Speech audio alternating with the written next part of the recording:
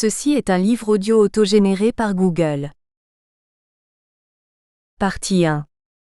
Les causes endogènes de l'échec de l'aide au développement. Chapitre 1. Les causes socioculturelles du blocage de l'accumulation. L'aide publique au développement, comme son nom l'indique, est considérée comme une source de croissance et plus largement de développement. Pourtant, force est de reconnaître que, malgré l'afflux massif des capitaux d'aide au développement, l'Afrique subsaharienne ne cesse d'enregistrer des performances économiques médiocres qui font peser une suspicion d'inefficacité sur cette aide.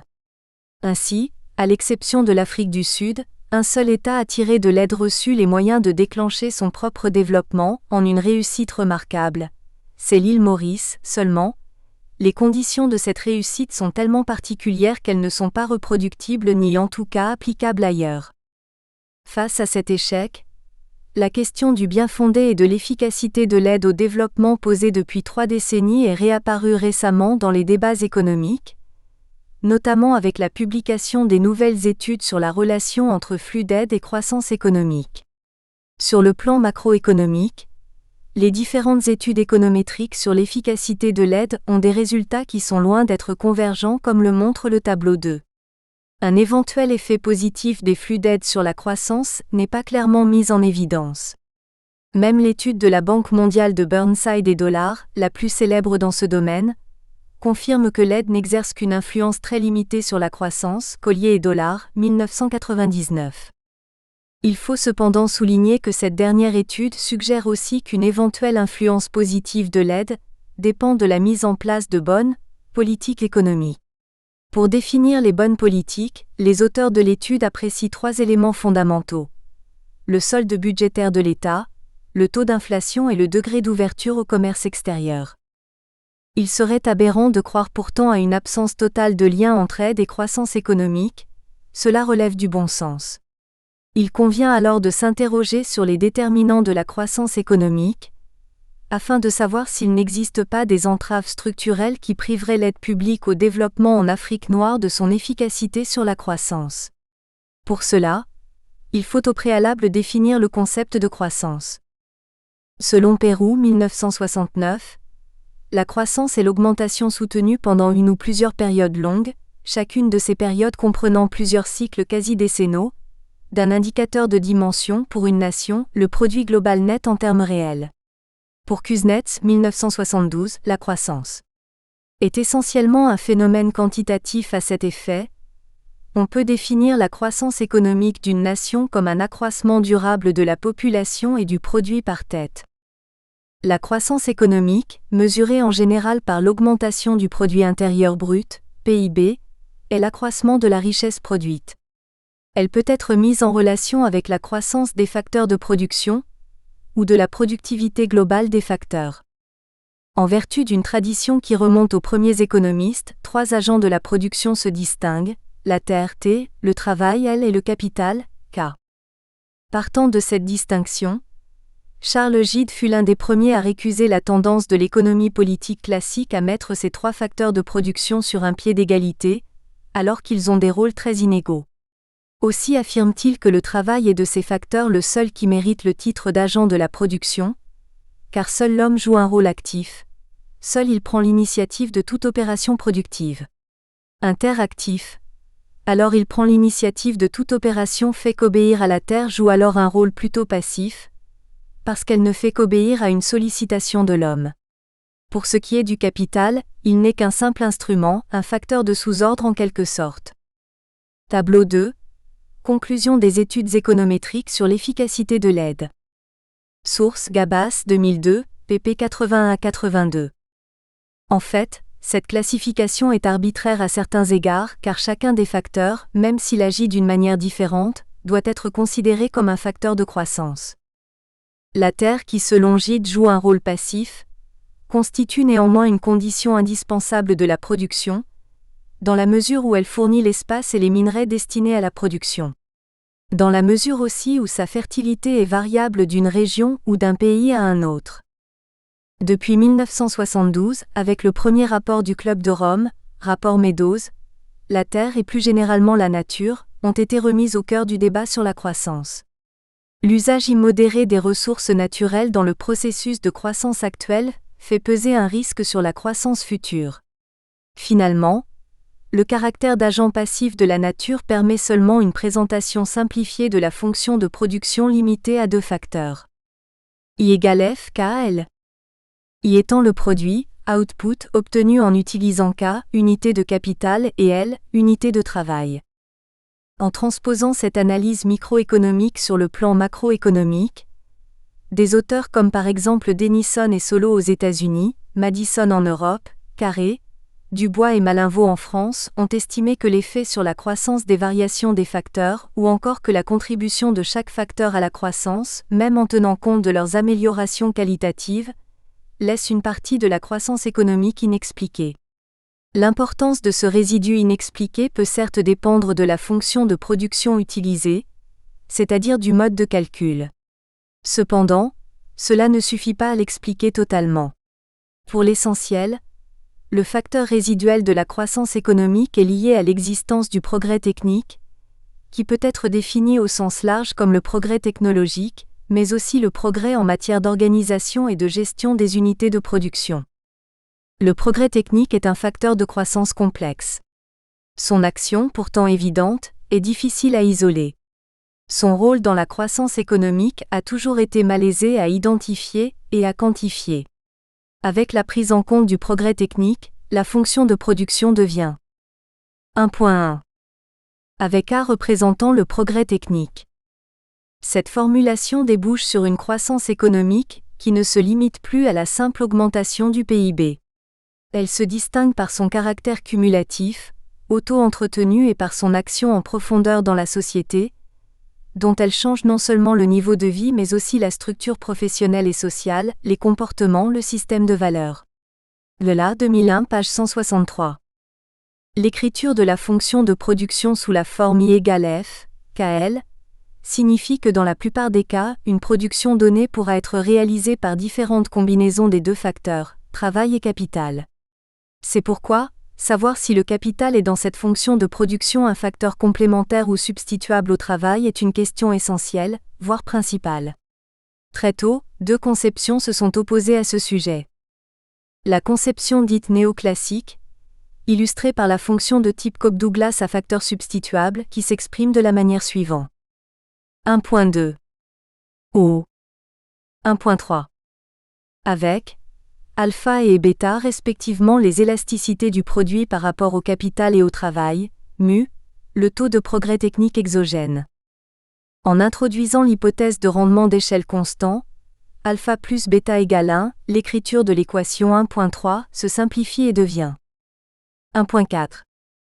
Selon cette fonction, l'accroissement du capital peut exercer un effet sans limite sur le taux de croissance, mais ne le fait qu'avec une productivité marginale décroissante, alpha plus petit que 1, toutes choses égales par ailleurs, Guillaumont 1985, pp 61-62. La conception qualifiée de post-keynésienne, représentée par la fonction de Harrod et d'Omar à facteurs complémentaires, s'écrit 1.5.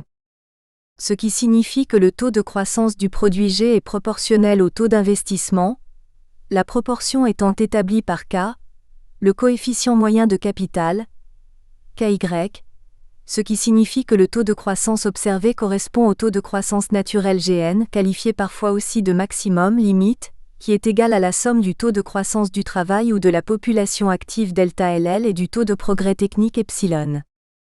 D'après cette formule, le capital est une fonction complémentaire du travail, ce qui fait sa toute-puissance en deçà de Gn, son inutilité au-delà. Malgré les progrès ultérieurs de l'analyse de la croissance et de la fonction de production, notamment les travaux de Solo sur l'incorporation du progrès technique au capital ou l'usage de fonctions à élasticité de substitution constante, dite fonction C, il est difficile d'apprécier globalement la validité des deux types d'hypothèses, complémentarité et substituabilité, appliquées aux économies sous-développées, Guillaumont page 63. De par son caractère hétérogène, aucun des deux types de fonctions ne peut être appliqué à l'économie africaine de façon globale et limitée à deux facteurs, le capital et le travail. La fonction de production classique I égale F, K, L, est dans ce cas un instrument d'analyse pour comprendre pourquoi la théorie économique classique rend mal compte de la croissance économique, et il faut sans doute envisager d'autres facteurs extra-économiques qui peuvent avoir une action sur la croissance. Parmi ceux-ci, les facteurs sociologiques ou socioculturels méritent une attention particulière. En effet, l'économie est une partie du système socioculturel. Ce système lui donne sa forme et influe en même temps sur la culture et la société. L'économie ne peut donc être comprise que de façon transdisciplinaire. Ainsi, la révolution industrielle qui fut à la base de la croissance et du développement en Europe a d'abord résulté d'une profonde transformation culturelle. Comme le note Albertini, 1971 pp. 154 à 155, bien avant qu'apparaissent les innovations techniques décisives et l'accroissement du capital qu'elles impliquaient, une révolution intellectuelle qui s'étend sur plusieurs siècles a transformé l'attitude de l'homme occidental vis-à-vis de son environnement. Peu à peu, l'idéologie du progrès a chassé le fatalisme pré-industriel, et l'homme a été amené à remplacer sa soumission aux forces cosmiques par une volonté de domination matérielle. L'évolution religieuse a facilité cette mutation. Le puritanisme anglais considère en effet la réussite matérielle comme un don de Dieu. Il condamne la pauvreté comme une faute, et rejette le luxe et la pompe des peuples catholiques. L'épargne, l'enrichissement et l'accumulation du capital technique trouvent grâce à lui leur fondement moral. En fait, la présentation du facteur culturel comme une variable explicative du développement est au cœur de nombreux travaux. Max Weber l'a appliqué au développement de l'Europe, il y a près d'un siècle. Pour lui, l'accumulation connaît un essor considérable chez les protestants, parce qu'ils sont poussés à l'épargne du fait que la réussite économique est le signe de l'élection divine, les excès de consommation étant réprouvés. Le même Weber met en cause la culture chinoise, notamment le confucianisme, pour justifier ses médiocres résultats économiques. Par la suite, l'explication culturaliste se retrouvera dans les travaux de Braudel et d'autres auteurs comme Arrow. Malgré la diversité des travaux, l'explication culturaliste est difficile à manier dans le cas de l'Afrique, compte tenu du climat du politiquement correct régnant. Pour un blanc, parler des mentalités ou des comportements des Africains relèverait tantôt du paternalisme, tantôt de la caricature. Pour les Africains, ces mentalités étant canonisées par le négrisme ou l'africanisme, le sujet est tout simplement tabou. Pourtant, face à une Afrique qui s'enfonce de plus en plus chaque jour dans la misère et la pauvreté, il n'est plus possible de fermer les yeux et d'occulter des faits socioculturels déterminants, difficilement perceptibles au niveau macroéconomique où la théorie économique s'obstine à figer l'analyse. Kabou, 1991, page 13. Il est alors important d'ouvrir davantage l'analyse économique à des facteurs souvent qualifiés d'immatériels, mais qui exercent une influence non négligeable sur le développement. Section 1 Structure mentale et facteurs de production. Il s'agit, en se basant sur la fonction de production I égale F, KL, d'étudier les effets des motivations individuelles sur les conduites économiques et de voir si ces attitudes n'ont pas une influence sur les facteurs de production. 1. L'attitude à l'égard du travail. Le travail est essentiellement un effort humain. Dans la société antique, les anciens réservaient le travail, symbole de la dépendance à l'égard des nécessités naturelles, aux esclaves. Il a fallu attendre les modernes, avec les premiers économistes pour faire du travail une véritable valeur. C'est au XVIIIe siècle que le mot travailleur prend sa signification moderne et au XIXe siècle, que le travail devient la notion centrale autour de laquelle s'organisent les sociétés industrielles.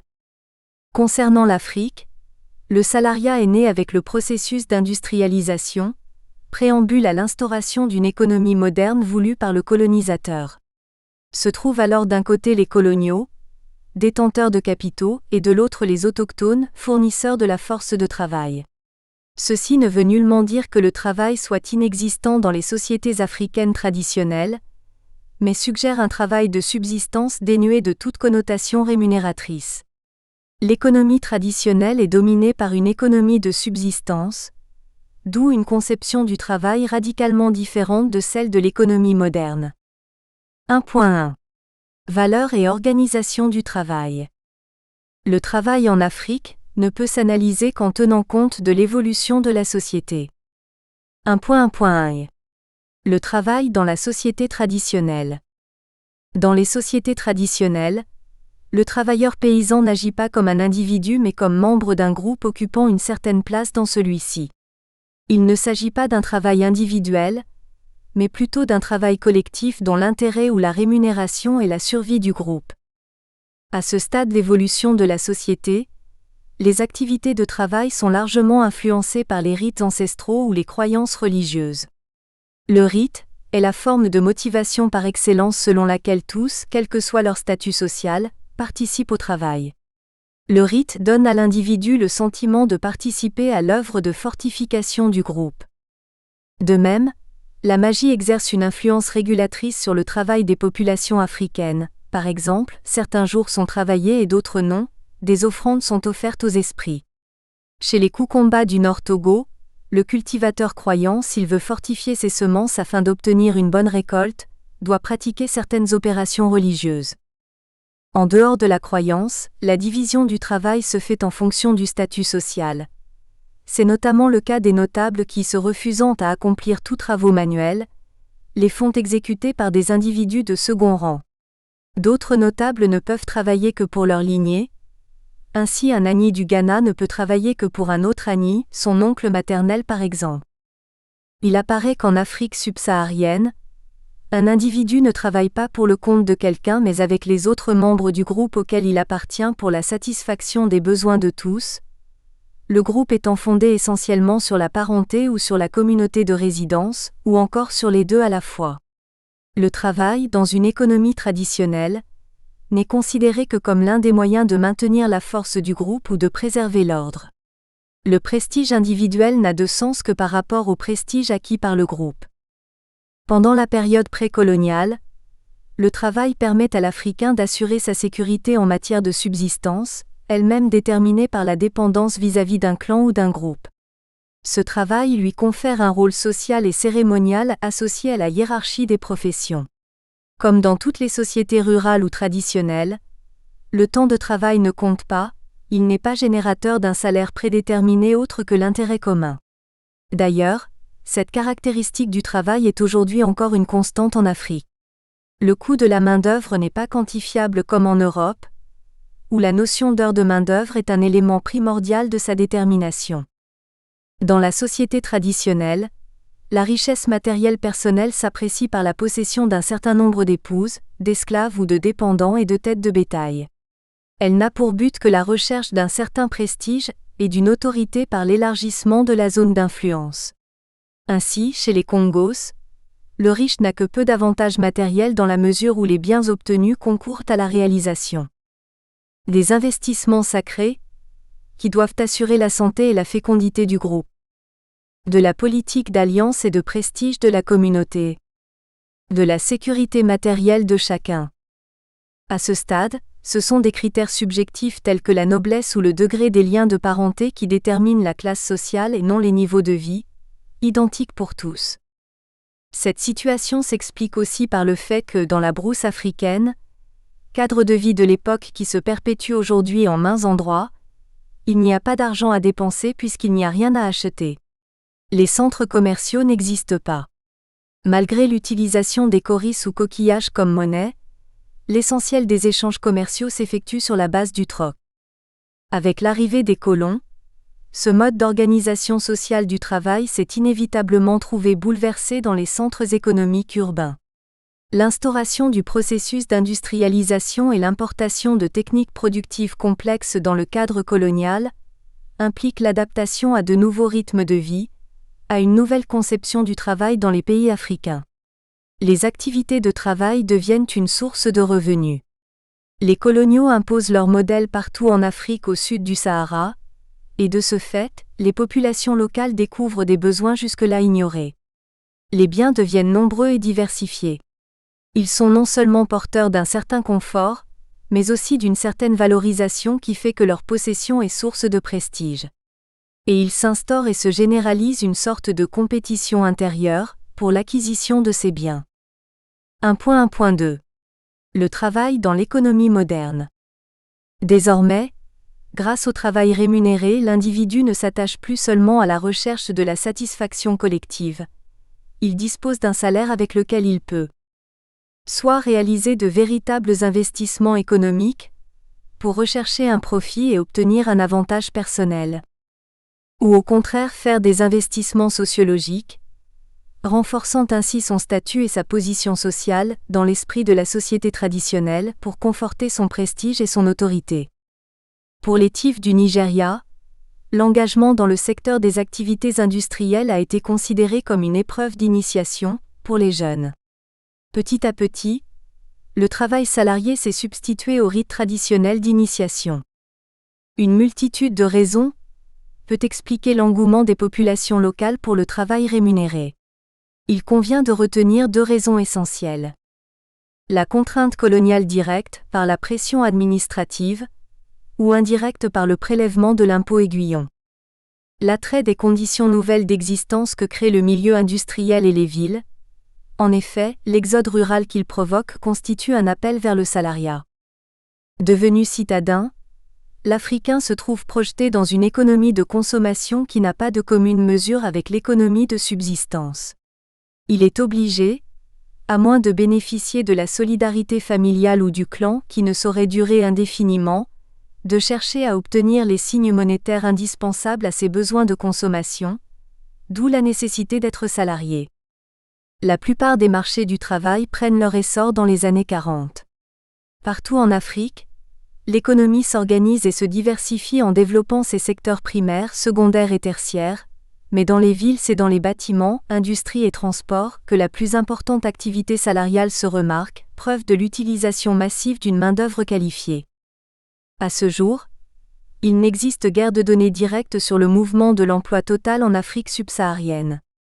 Les chiffres présentés dans le tableau 3 proviennent d'enquêtes auprès d'établissements dont le champ ne recouvre qu'une partie de l'emploi et de la population urbaine active. Cependant, ce tableau donne une idée claire de la situation de l'emploi dans cette région. Dans 5 des 13 pays pour lesquels ces chiffres existent, Côte d'Ivoire, Ghana, Zambie, République centrafricaine et Afrique du Sud, l'emploi a diminué entre 1986 et 1992. Au Kenya, en Sierra Leone et au Zimbabwe, où il a augmenté, la progression a été très inférieure à la croissance de la population active. Parmi les 5 pays qui restent, 2 se distinguent, Maurice et le Botswana, échappant ainsi au déclin qui frappe la région. Ces chiffres ne donnent certes qu'une vue partielle de la situation de l'emploi, mais il ne fait guère de doute que celui-ci s'est détérioré dans la plupart des pays en raison de la faiblesse persistante de la croissance. Tableau 3, population active et emploi, Afrique subsaharienne %. Par ailleurs, les sociétés africaines ont de fortes structures communautaires, dans lesquelles la tradition s'impose systématiquement et où l'activité des individus est largement socialisée. Les notions de famille, de solidarité, n'ont pas le même sens en Occident et en Afrique. En Afrique noire, la famille se confond avec un réseau communautaire de relations hiérarchiques de nature verticale, clan, lignage ou horizontale, classe d'âge. Étant donné le rôle que joue la famille étendue, l'individu se trouve très fortement intégré dans un groupe, aidé par de multiples manifestations de solidarité. La solidarité familiale s'étend aux parents éloignés, et même au-delà, aux habitants du même village ou du même quartier. Dans ce contexte, le salaire d'un individu peut nourrir une dizaine de personnes si ce n'est plus. Comme le disait jadis et cela reste vrai, Thiam, 1956 page 45, le sens familial du noir entretient parfois de vrais pensionnats de chômeurs qui sucent le parent vertu travailler en ville. D'un point de vue social et économique, le travail prend une valeur inestimable. Paradoxalement, si le travail fait l'objet d'une considération sociale extraordinaire, comme en témoignent les discours officiels et les devises nationales, le comportement adopté en réalité par les Africains est défavorable à la productivité du travail. 1.2. Travail improductif et déséquilibre économique. L'improductivité du travail se manifeste au niveau du rythme et de la qualité du travail. 1.2.1. Au niveau du rythme du travail. Au moment où l'histoire de l'entreprise enseigne que la discipline des horaires, avec la mesure du temps, est un facteur majeur d'organisation, source de progrès considérable de la productivité, En Afrique, le travail s'accomplit sur un rythme irrégulier.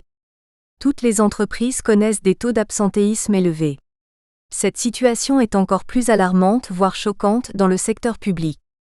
Face à un État défaillant, aux salaires peu attrayants et irrégulièrement versés, les fonctionnaires se détournent de la sphère officielle du travail pour le secteur informel. Il n'est pas rare que les retards dans le paiement des salaires des fonctionnaires dépassent 1 an. Pendant cette période joue à peine la solidarité familiale. Pire encore, les temps de pause au travail sont pratiquement des temps de loisirs, car il faut savoir qu'en Afrique, les lieux de travail sont autant de lieux de rencontre et de palabres. Partout se dressent aux alentours, et même dans les enceintes des entreprises ou des ministères, des baraques abritant des ngandas, maquis, circuits et autres, sortes de snack-bars qui ne désemplissent pas à longueur de journée, et où au détail et pour des sommes très modiques sont vendues cigarettes, boissons, arachides, bananes, etc. Le temps passé dans ces endroits est généralement supérieur au temps alloué au travail. Il s'agit bel et bien là d'un véritable abandon de poste de travail.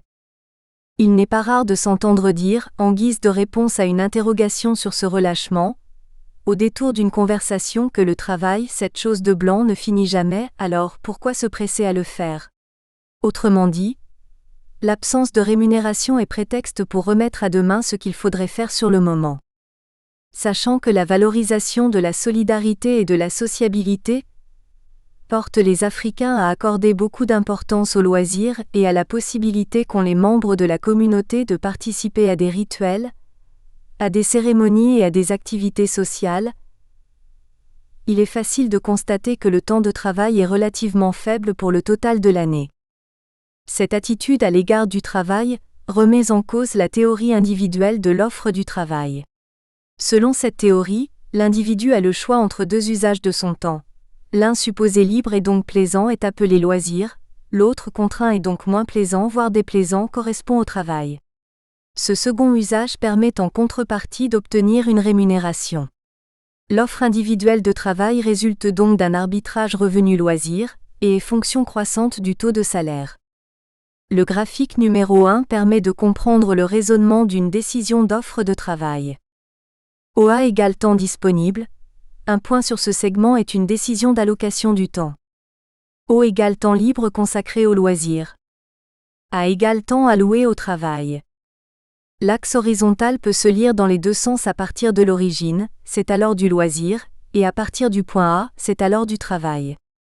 Le second axe, revenu réel, est à comprendre en termes de pouvoir d'achat des sommes d'argent reçues. La contrainte budgétaire bas fait intervenir un taux de salaire horaire, ou journalier, ou mensuel, supposé fixé indépendamment de l'individu qui se borne à le constater. OAB, qui est un triangle, définit l'ensemble des combinaisons de temps et d'argent qui sont possibles. Le point P sur le schéma résume une décision possible d'offre de travail. Il précise un temps de travail, A, un temps de loisir, O, et un revenu découlant du travail, OR. Avec OB égale salaire maximal, le taux de salaire réel devient OBOA égale tangente angle alpha égale pente de la droite AB. À une quantité de salaire OR correspond une quantité de temps A. Autrement dit, à une variation du salaire correspond une variation du temps de travail. L'offre individuelle de travail dans sa forme classique de référence est une courbe exponentielle, graphique numéro 2. Croissante à taux croissant, elle traduit l'attirance de plus en plus grande qu'exerce sur l'individu un taux de salaire qui ne cesse de s'élever. Pourtant, la prise en compte de l'offre individuelle de travail dans le système africain contredit cette affirmation. Il a été observé de longue date que, dans les économies africaines, l'élévation du niveau des salaires entraînait non pas une augmentation de l'offre du travail, mais au contraire une diminution, Guillaumont, page 450. L'arbitrage du revenu ne joue pas. La courbe d'offre de travail dans ce cas prend une forme dite atypique ou inclinée en arrière, backward ou sloping, confère graphique numéro 3 et 4. Ce caractère flexible du travail, source de déséquilibre économique, a été analysé et formalisé dans le cas de la Côte d'Ivoire, Mailleux, 1989, pp 725 à 750. Le modèle culturel ivoirien, à bien des égards, peut servir de référence pour d'autres États africains. En Afrique, de par le poids de la tradition et de la structure familiale, chaque individu assume vis-à-vis de sa communauté un ensemble de droits et d'obligations. Les obligations se traduisent économiquement par des contraintes sur les ressources et des contraintes en temps. Les contraintes sur les ressources sont les transferts au village d'origine et des prises en charge intra-urbaines, destinées aux membres de la communauté. Ces transferts au village se manifestent par des envois en espèces ou en nature aux parents. À ces contraintes s'ajoutent des contraintes en temps impliquées par la vie collective. Ces obligations sont liées à des droits fondamentaux, droits et droits matériels, droits sur. L'activité communautaire associe donc ces deux sortes de contraintes qui sont substituables dans certaines limites. Ainsi, des obligations en temps peuvent se substituer à des obligations sur les biens, par exemple en cas de non-solvabilité face à des funérailles ou certaines prises en charge. Vice-versa, des obligations en temps peuvent être assumées au moyen de prestations matérielles. L'absence à des manifestations communautaires sera dédommagée avec des biens offerts par un mandataire. Graphique numéro 1, revenu réel, gain découlant du travail. Graphique numéro 2, temps de travail offert. Graphique 3, courbe atypique avec point de retournement. Graphique 4, courbe inclinée en arrière. Source Guillaumont, page 450. Les contraintes en temps et en biens jouent en outre de façon différente à la ville et à la campagne. En zone rurale, la contrainte de temps est la plus importante. Selon une enquête en Côte d'Ivoire, un homme consacre en moyenne 2 heures par jour en zone rurale à une activité sociale, Mailleux, page 741. En zone urbaine, la contrainte temps est aléatoire. L'obligation communautaire, si elle est importante, oblige l'individu à cesser son activité pour plusieurs jours. Cette contrainte aléatoire, qui est l'une des modalités les plus importantes de la gestion des ressources humaines en Afrique, ne peut qu'être subie par l'entreprise qui tentera de récupérer par un fort esprit communautaire les droits qu'elle se constitue ainsi sur ses salariés. Bourgoin, 1984. Mailleux démontre par ailleurs que ces contraintes agissent sur l'activité économique et génèrent un déséquilibre économique qui se traduit par une succession de crises.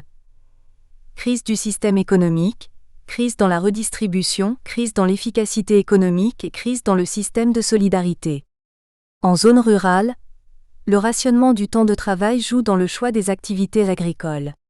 Ainsi existe-t-il une agriculture apte à l'activité communautaire et des cultures peu appropriées qui freinent l'activité communautaire. Ainsi le café nécessite beaucoup de soins et, dans ce cas, le paysan ne dispose pas d'une marge de manœuvre suffisante pour honorer ses engagements communautaires. À ce rationnement du temps de travail s'ajoute la rigidité des prix d'offre, puisque dans le cas de la plupart des États africains, suite aux accords entre la communauté européenne et les États d'Afrique, des Caraïbes et du Pacifique, des caisses de stabilisation garantissent aux paysans les prix des produits agricoles d'exportation, mécanisme du STABEX. Cette situation, rationnement en facteurs de production plus prix rigides, provoque un déséquilibre. Il s'ensuit que l'ajustement par les quantités chez les paysans ne peut alors s'expliquer que par l'utilité indirecte de la monnaie, à des fins extra-agricoles, comme la scolarité des ressortissants et l'amélioration du cadre de vie. L'intérêt purement entrepreneurial est si faible que toute diminution dans la motivation à faire de l'agriculture non communautaire se traduira par un abandon de la plantation. À l'inverse, toute politique de promotion de la culture communautaire aura des effets multipliés tels que la politique de prime au cacao en Côte d'Ivoire. Mailleux, 1989, page 742. La contrainte en biens qui s'exprime par les transferts agit sur la consommation tant des ressortissants urbains que ruraux. Cette contrainte permanente est quasi régulière pour certaines motivations comme la scolarité, l'hébergement, etc. Peut prendre aussi des formes imprévues comme les funérailles. En outre, cette contrainte non manipulable sur les biens de consommation est perçue comme borne supérieure par les agents. C égale consommation. C égale contrainte sur les biens de consommation. D'après Mailleux, l'agent économique africain peut tenter une anticipation de ses obligations, soit estimée au A, mais devra intégrer une importante marge d'erreur dans ses anticipations, qui ne soit pas corrélée avec quelque information passée ou présente. Mailleux, 1989, page 742 et S. Ces obligations anticipées sont donc de la forme 1.6. Avec OA égale obligation anticipée, C égale contrainte sur les obligations, E égale marge d'erreur. Elles se traduisent en premier lieu par un déséquilibre sur le marché du travail. L'offre de travail est rationnée par rapport à la demande de travail que réclame le système productif. 1.7. La égale demande de travail. L égale offre de travail rationnée. À l'intérieur de ces obligations, les contraintes sur la consommation seront du type 1.8. Ces contraintes provoquent des effets de report d'un marché à l'autre. La contrainte en temps de travail se reportera sur les biens de consommation par une contrainte sur les achats. La contrainte en biens de consommation se reportera sur le marché du travail.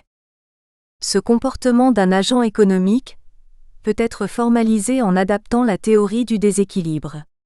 Soit un individu qui, à partir de sa quantité de travail disponible, l'O, fournit une quantité effective L rémunérée selon un taux de salaire W, il détient une quantité initiale de monnaie, MO, et reçoit une partie de la redistribution communautaire, delta.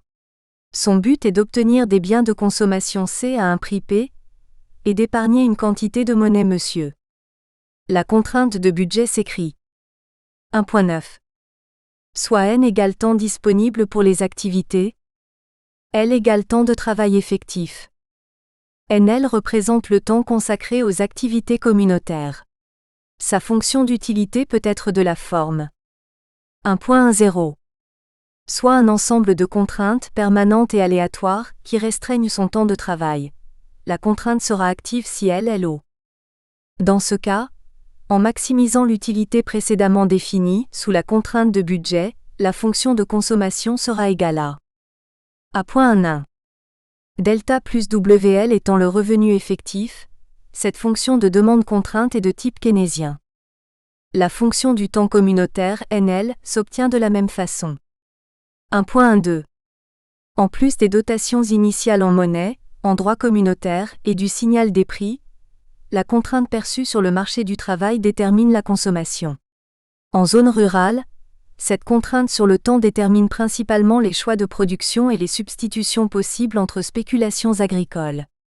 Dans le cadre d'un rationnement important sur le temps de travail et de pression sur la consommation, les spéculations impliquant une forte dépense en travail, le café par exemple, seront abandonnées au profit de spéculations à faible dépense en travail telles que le cacao.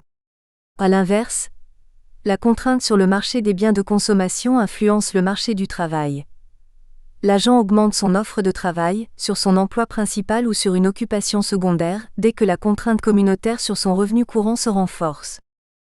Soit avec C égale CO, une contrainte active sur les biens de consommation.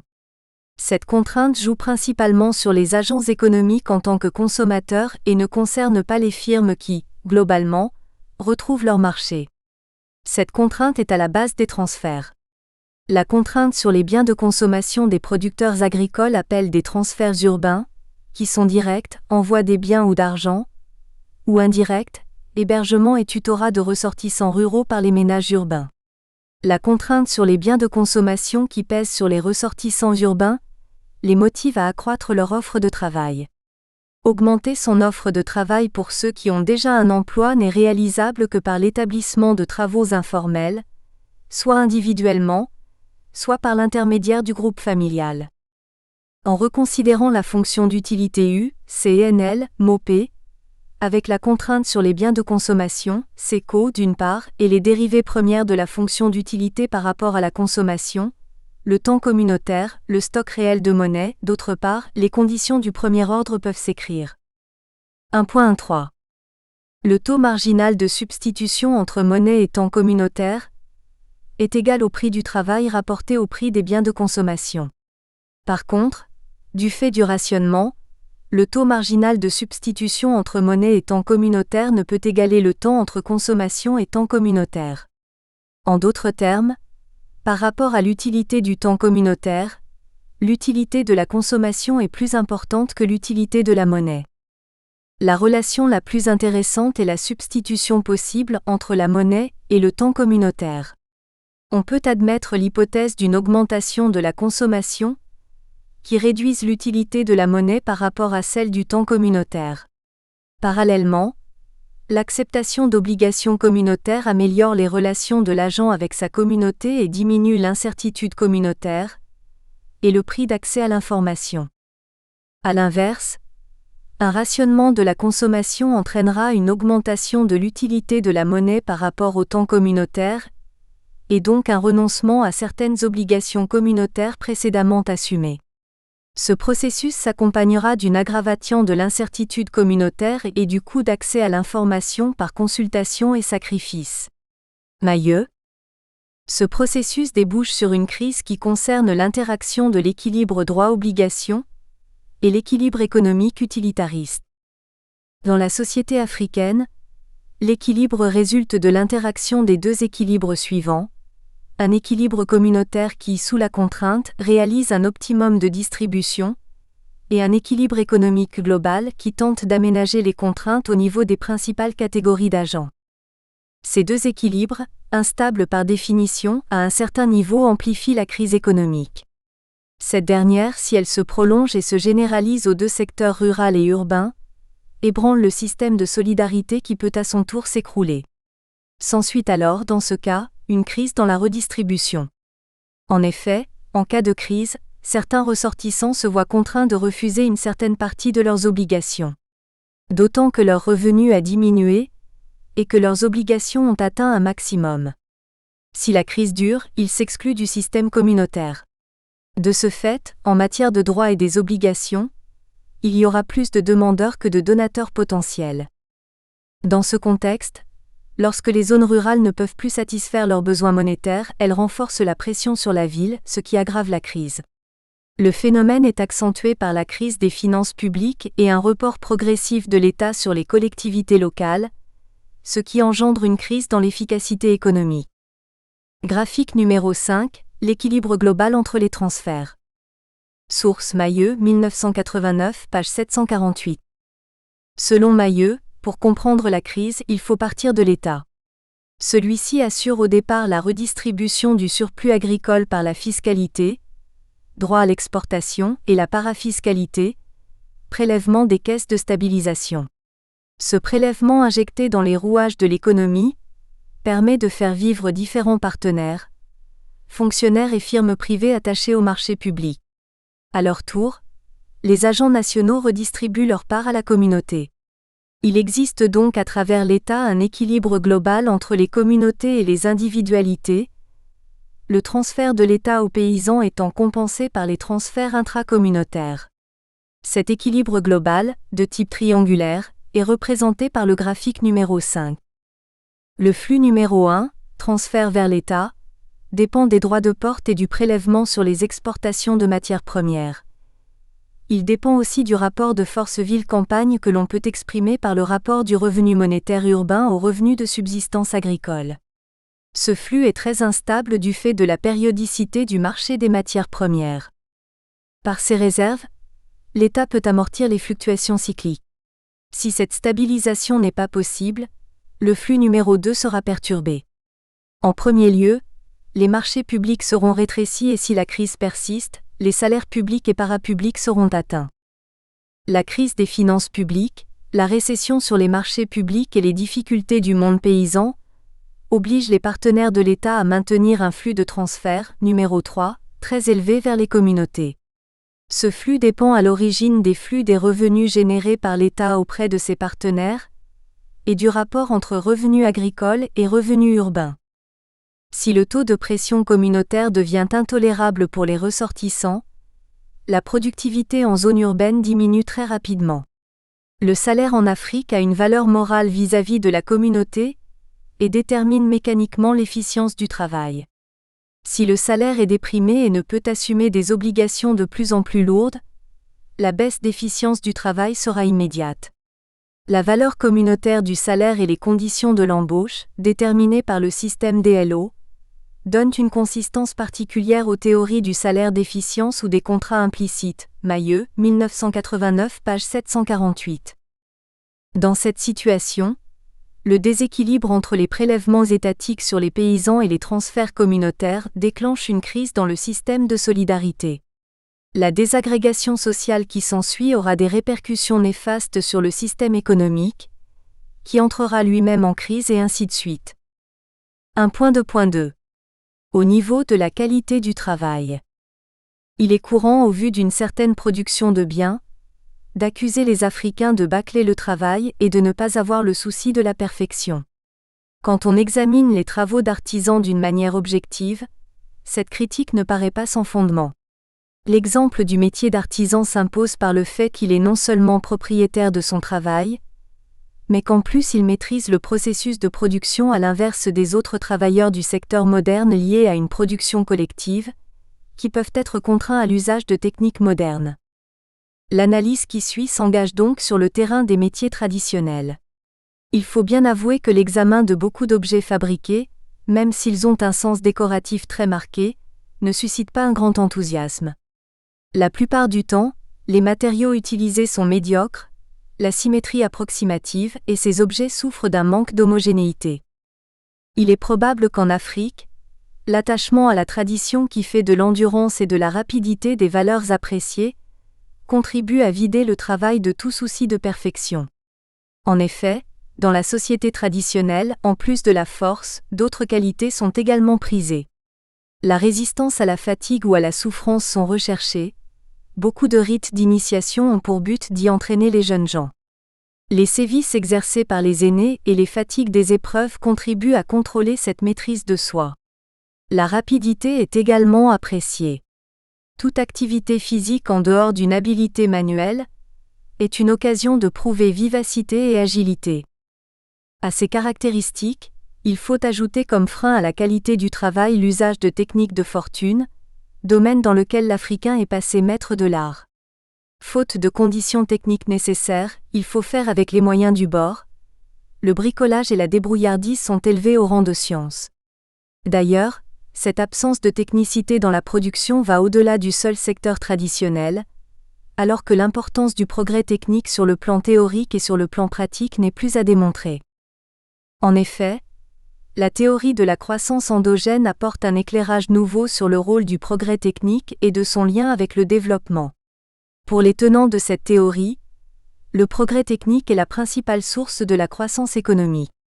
Il se concrétise à travers l'activité de recherche et développement qui est une activité comme une autre, exigeant des ressources productives et répondant aux opportunités du marché.